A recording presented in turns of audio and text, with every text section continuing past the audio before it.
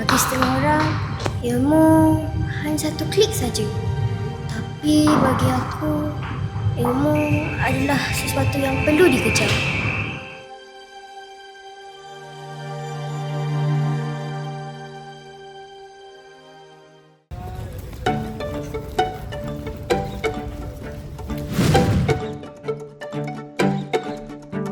Inilah bestnya Jepun.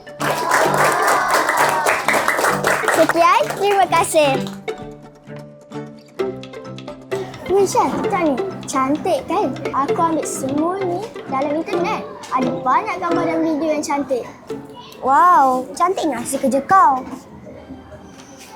Untungnya, aku pun nak macam tu juga. Tapi, bukan semua orang boleh belajar macam tu.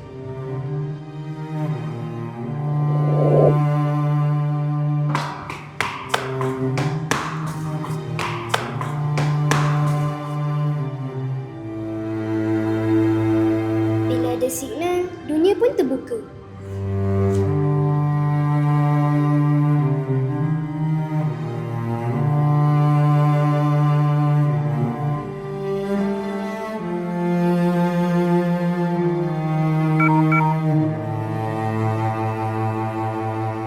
Alah, tak sempat.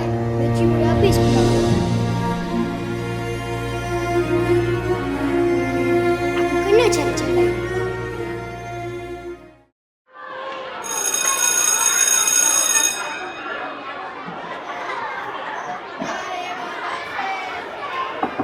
Assalamualaikum. Cikgu ni. Assalamualaikum, cikgu. Cikgu. Cikgu. Mana cikgu ni? Cikgu. Ni Jal. Ada apa tu cari saya? Boleh tak saya nak guna laptop dekat sini kejap? Saya nak buat kerja sekolah. Boleh. Gunalah. Saya lagi suka kalau murid guna kemudahan di sini untuk belajar. Baik cikgu, terima kasih. Sama.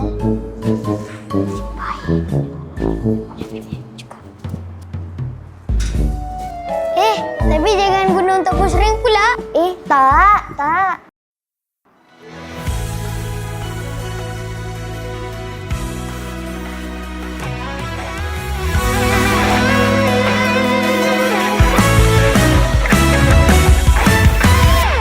Hey kawan, pasti kau dan aku sama-sama punya takut untuk mencoba dan Ishan, kau tengah buat apa tu? Push rank. Push rank?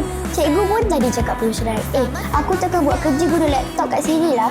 Baguslah datang sini. Aku tak payah susah-susah nak kena naik tangga tinggi-tinggi tu nak cari internet. Bagus kan kalau semua murid dapat peluang macam ni? Ishan, aku ada idea. Apa? tak perlu tunggu hebat untuk berani memulai apa yang kau impikan. Selagi ilmu itu hidup di hati, tiada batas yang mampu menghalang langkah hidup. Ilmu bukan untuk disimpan seorang, tetapi untuk dikongsi bersama-sama. Rintangan tanpa rasa takut, yakini bahwa kamu Teknologi di tangan, kita bukan sekadar mengajar ilmu, kita membina masa depan. Kerana ilmu di hati, teknologi memperkasa generasi.